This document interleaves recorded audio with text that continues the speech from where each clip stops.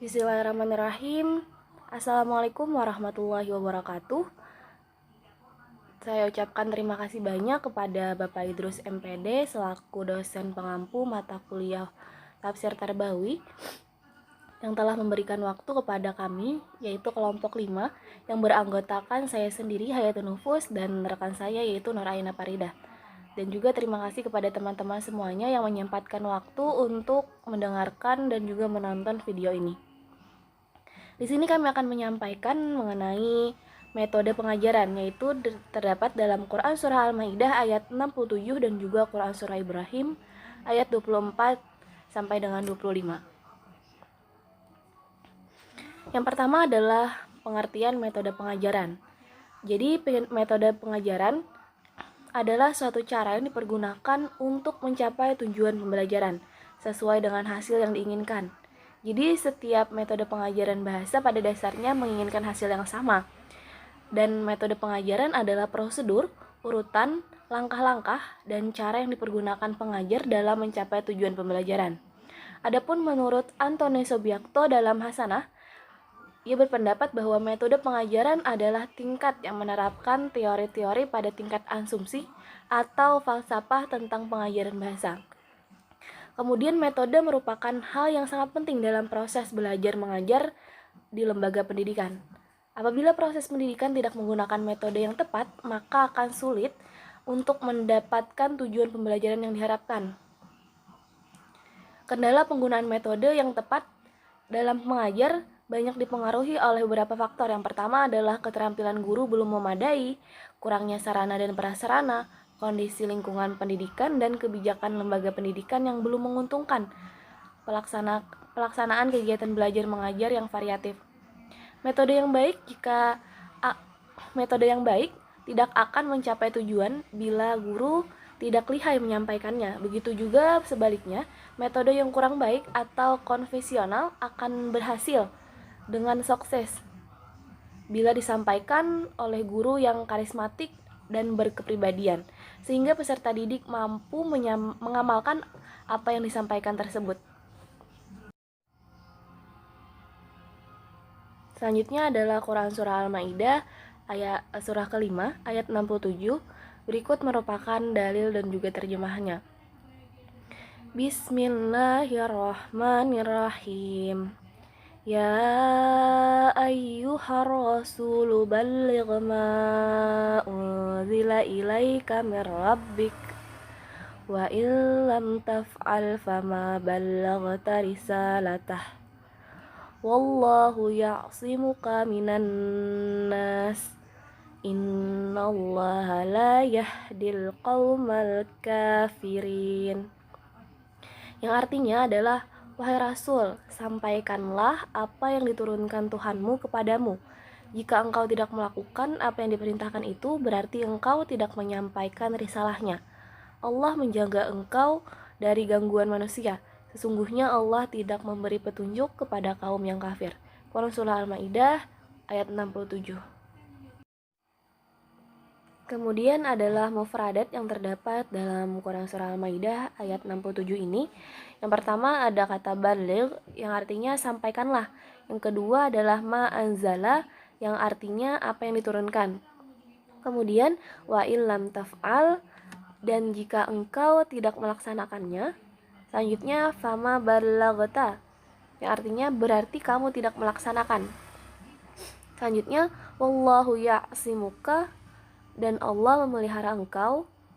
Selanjutnya la yahdi tidak memberi petunjuk, dan yang terakhir adalah al-qaumal kafirin yang artinya kepada orang-orang kafir. Adapun asbabun nuzul yang terdapat dalam Quran Surah Al-Maidah ini diantaranya dalam suatu riwayat dikemukakan bahwa Rasulullah Shallallahu Alaihi Wasallam pernah bersabda, sesungguhnya Allah telah mengutusku dengan risalah kerasulan. Hal tersebut menyesakan dadaku karena aku tahu bahwa orang-orang akan mendustakan risalahku. Allah memerintahkan kepadaku untuk menyampaikannya, dan kalau tidak Allah akan menyiksaku. Maka turunlah ayat ini, yaitu Quran Surah Al-Ma'idah ayat 67, yang mempertegas perintah penyampaian risalah disertai jaminan akan keselamatannya.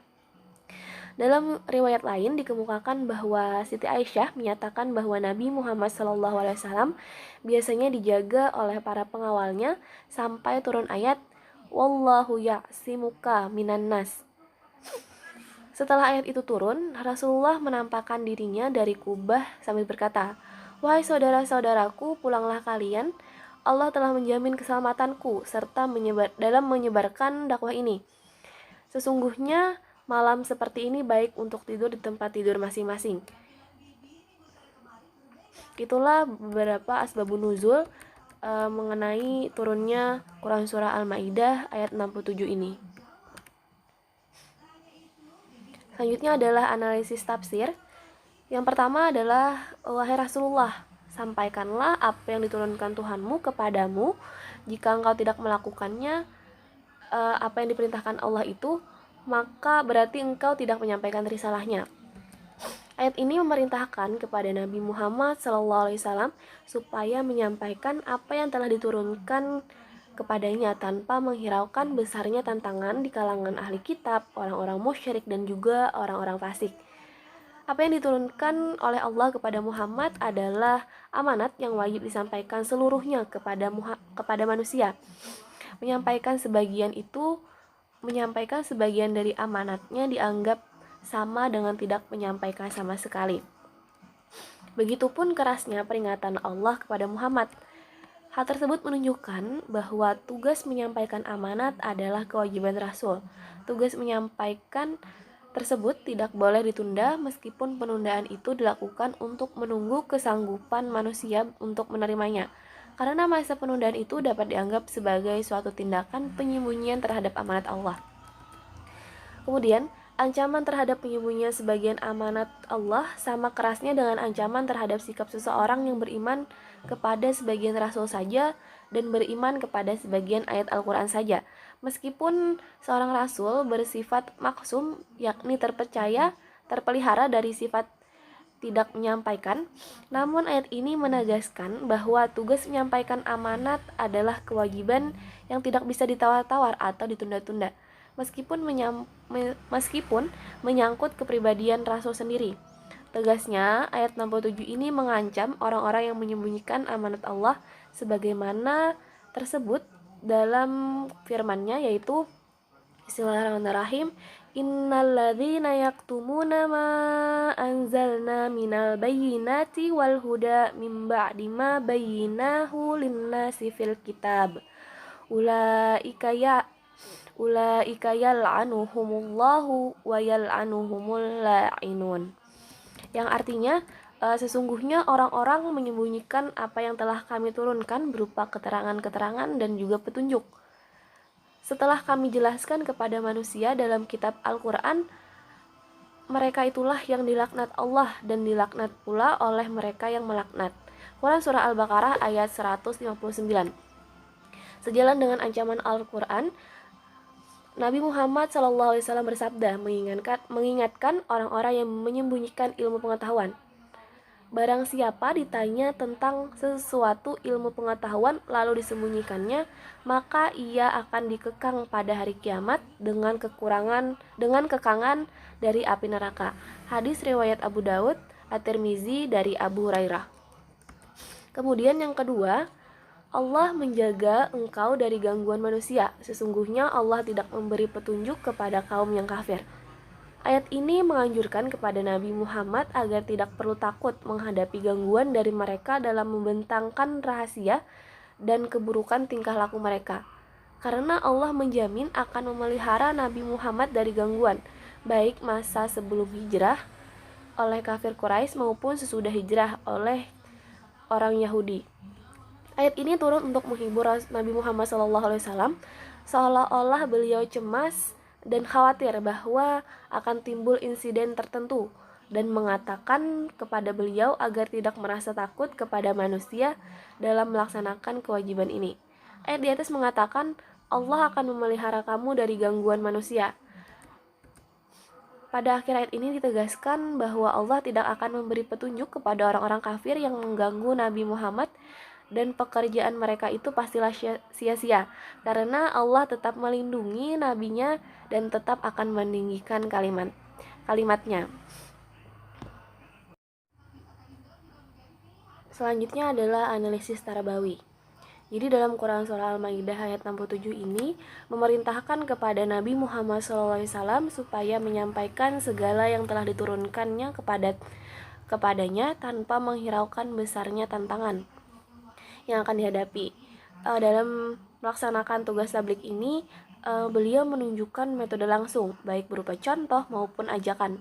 Rasulullah SAW merupakan teladan terbesar bagi umat manusia. Beliau adalah seorang pendidik, seorang yang memberi petunjuk kepada manusia dengan tingkah lakunya sendiri terlebih dahulu, sebelum dengan kata-kata yang baik. Islam berpendapat bahwa suri tauladan adalah teknik pendidikan yang paling baik, dan seorang anak harus memperoleh teladan dari keluarga dan juga orang tuanya. Karena sekolah pertama seorang anak adalah dalam keluarga.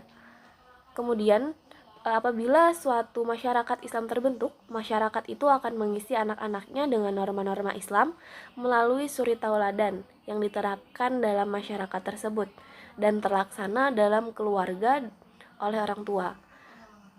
Jadi dari uraian di atas dapat dikatakan bahwa pendidikan adalah sebagai jalan untuk menyelamatkan manusia dalam hal kebaikan. Pendidikan dibina dan juga dijalankan secara baik. Guru yang bertugas sebagai pemberi ilmu atau sebagai orang yang memfasilitasi anak didiknya untuk mendapatkan wawasan diharuskan mengajar sesuai dengan norma-norma pendidikan yang ada, menyampaikan ilmu pengetahuan secara jelas dan tepat, tidak hanya mentransfer ilmunya tetapi harus diimbangi dengan sikap atau akhlak yang baik yang sesuai dengan aturan agama dan juga adat yang ada. Begitupun bagi seorang guru sebagai penyampai ilmu pengetahuan agar dituntut untuk menyampaikan ilmu pengetahuan secara baik kepada anak didiknya. Kemudian metode pembelajaran dalam Quran Surah Al-Maidah ayat 67 ini ada dua. Yang pertama adalah metode ceramah dan juga metode peringatan. Adapun konsep metode pembelajaran,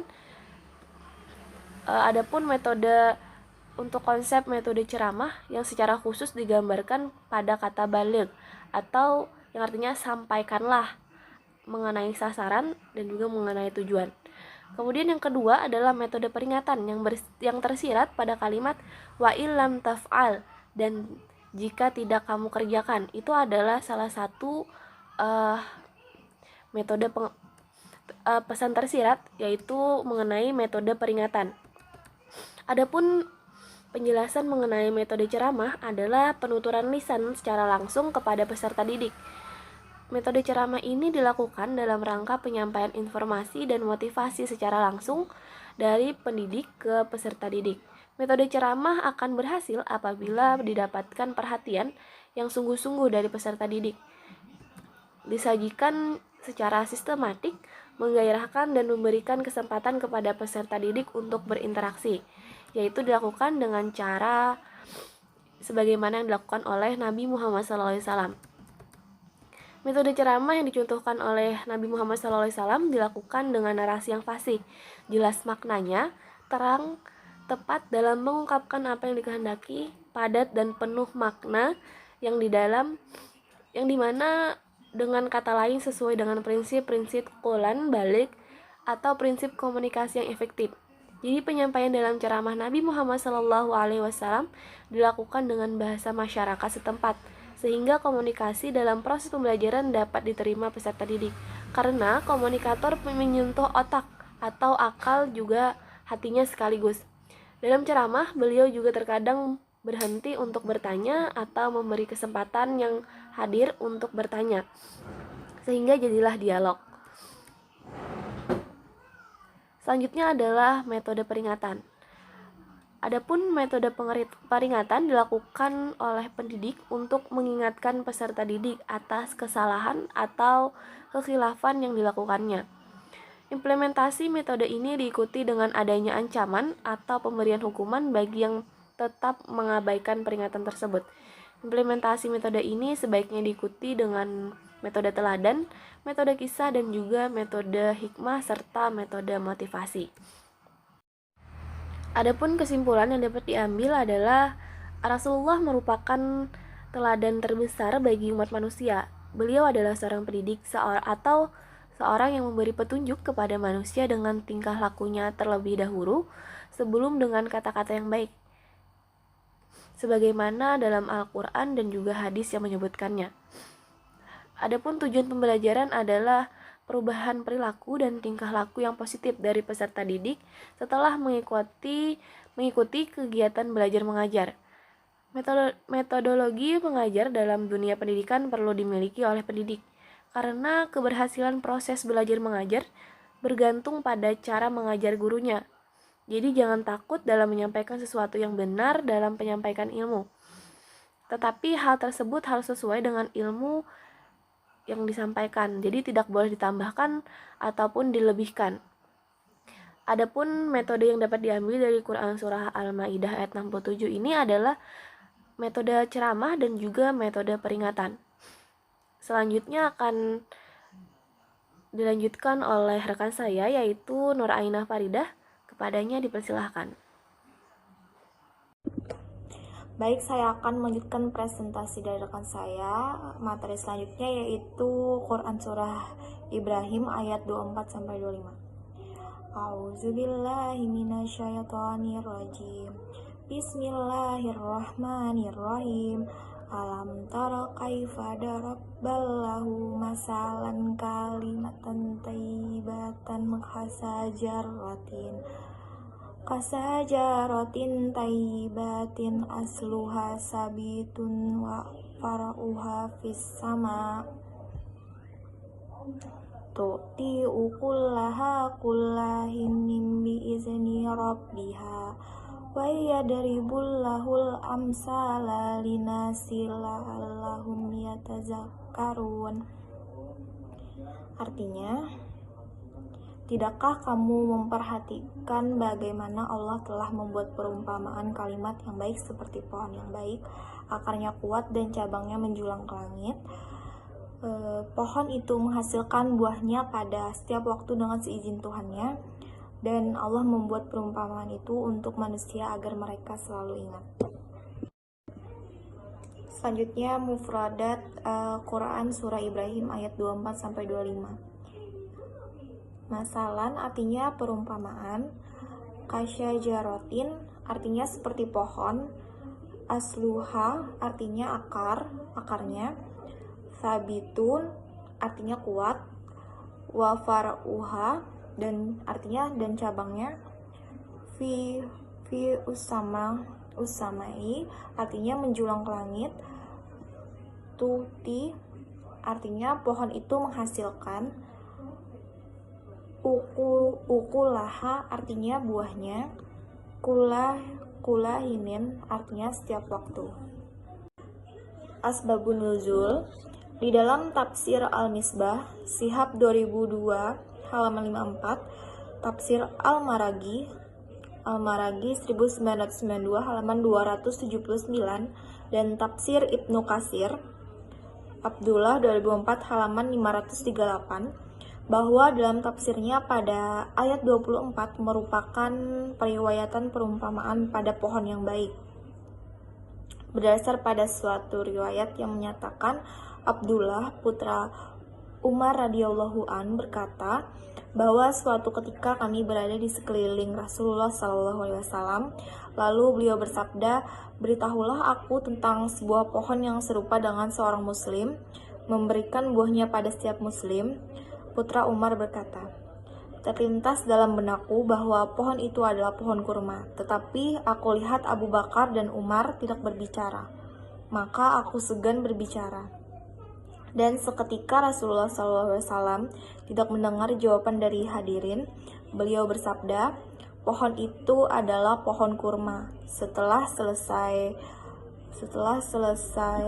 pertemuan dengan Rasulullah SAW, itu aku berkata kepada ayahku, Umar, "Wahai ayahku, demi Allah terlintas dalam benakku bahwa yang dimaksud adalah pohon kurma." Beliau berkata, "Mengapa engkau tidak menyampaikannya?" Aku menjawab, "Aku tidak melihat seseorang pun berbicara, maka aku pun segan berbicara." Umar radhiyallahu an berkata, "Seandainya engkau menyampaikannya, maka sungguh itu lebih kusukai dari ini dan itu." Analisis tafsir pada ayat 24, perumpamaan yang disebutkan dalam ayat ini adalah perumpamaan mengenai kata-kata ucapan yang baik. Misalnya, kata-kata yang mengandung ajaran tauhid seperti la ilaha illallah, atau kata yang mengajak manusia kepada kebajikan dan mencegah mereka dari kemungkaran. Kata-kata semacam itu diumpamakan sebagai pohon yang baik, akarnya teguh menghujam ke bumi. Akar bagi pohon memiliki dua fungsi utama. Fungsi yang utama yaitu menghisap air dari unsur hara dari dalam tanah, dan fungsi yang kedua menopang tegaknya pohon. Apabila akar tidak dapat lagi mengambil unsur-unsur hara dari dalam tanah, maka lambat laun pohon akan mati. Sedangkan akar pohon yang berfungsi baik akan dapat menyalurkan unsur-unsur hara dari dalam tanah ke bagian atas pohon, dan pertumbuhan pohon akan berjalan dengan baik. Dahannya rimbun menjulang ke langit. Hadis Nabi Shallallahu Alaihi Wasallam yang artinya dari Abdullah bin Umar radhiyallahu an, ia berkata, Rasulullah SAW bersabda, "Di antara jenis pohon ada suatu pohon yang tidak pernah gugur daunnya. Pohon itu adalah perumpamaan bagi orang Islam. Beritahukah aku apakah pohon itu?" Orang-orang mengira pohon itu adalah pohon yang tumbuh di hutan, kata Abdullah. Sedangkan menurut saya pohon itu adalah pohon kurma. Tapi saya malu untuk berkata. Kemudian para sahabat berkata, beritahulah kami, pohon apa itu, hai Rasulullah?" Beliau menjawab, "Pohon itu adalah pohon kurma." Riwayat Al-Bukhari. Agama Islam mengajarkan kepada umatnya agar membiasakan dia mengucapkan ucapan yang baik, yang berfaedah bagi dirinya dan bermanfaat bagi orang lain. Ucapan seseorang menunjukkan watak dan kepribadiannya serta adab dan sopan santunnya. Sebaiknya setiap muslim harus menjauhi ucapan dari kata-kata yang jorok yang dapat menimbulkan rasa jijik bagi yang mendengarnya. Analisis tafsir ayat 25. Dalam ayat ini digambarkan bahwa pohon yang baik itu selalu memberikan buahnya pada setiap manusia dengan seizin Tuhannya. Adapun proses pertumbuhan tanaman diperlukan berbagai unsur hara yang cukup banyak macamnya. Menurut jumlah yang diperlukannya, unsur hara ini dibedakan menjadi unsur hara makro yang diperlukan dalam jumlah banyak, dan unsur hara mikro yang diperlukan dalam jumlah sedikit, tetapi keberadaannya mutlak diperlukan untuk sampai pada terjadinya buah. Akar harus dapat memasok semua kebutuhan unsur hara ini dalam jumlah yang cukup dan seimbang. Ada beberapa unsur hara yang apabila dipasok melebihi kebutuhannya akan menjadi racun bagi tanaman dan dapat menyebabkan kematian bagi tanaman, atau misalnya besi untuk tanaman padi. Sebab itu, manusia yang mengambil manfaat dari pohon itu hendaklah bersyukur kepada Allah, karena pada hakikatnya itu pengetahuan yang telah diperoleh melalui seseorang adalah karunia dari rahmat dari Allah Subhanahu wa taala. Analisis Tarbawi Quran Surah Ibrahim ayat 24-25. Nilai Tarbawi yang dapat diambil dari ayat tersebut di atas adalah bahwa perumpamaan adalah salah satu metode yang diterapkan dalam proses pendidikan dan pengajaran. Melalui ungkapan-ungkapan pemisalan, anak didik akan mudah memahami materi pelajaran dan akan lebih termotivasi untuk melakukan karya-karya nyata dan positif. Gambaran perumpamaan pada ayat di atas tentang pohon bagus yang akarnya kokoh menancap ke dasar bumi dan cabangnya menjulang ke angkasa, dan untuk sebuah kalimat thayyibah bertujuan agar objek yang diajak bicara lebih mudah memahami pentingnya memiliki prinsip tauhid yang kuat dalam menempuh perjalanan kehidupan di dunia ini. Pengajaran Al-Quran dengan menggunakan metode perumpamaan dapat membuat proses transfer ilmu pengetahuan menjadi efektif. Berbagai macam potensi yang Allah berikan kepada manusia yang dengannya mereka mampu memahami apa yang diajarkan kepadanya. Potensi tersebut adalah akal yang bisa digunakan untuk berpikir, mata digunakan untuk melihat, telinga untuk mendengar, hal untuk mengingat Allah, hati untuk mengingat Allah, serta jiwa seni. Setiap hal yang dijadikan perumpamaan dalam Al-Quran selalu mengingat Allah, selalu merupakan peristiwa atau bentuk yang sering ditemukan dalam kehidupan sehari-hari, sehingga manusia lebih mengingatnya karena gambarannya sering ditemukan. Sesuatu yang sering ditemukan akan lebih mudah mengingatnya jika dibandingkan dengan hal yang jarang ditemukan. Kesimpulan, metode perumpamaan dapat diterapkan sebagai metode dalam kependidikan.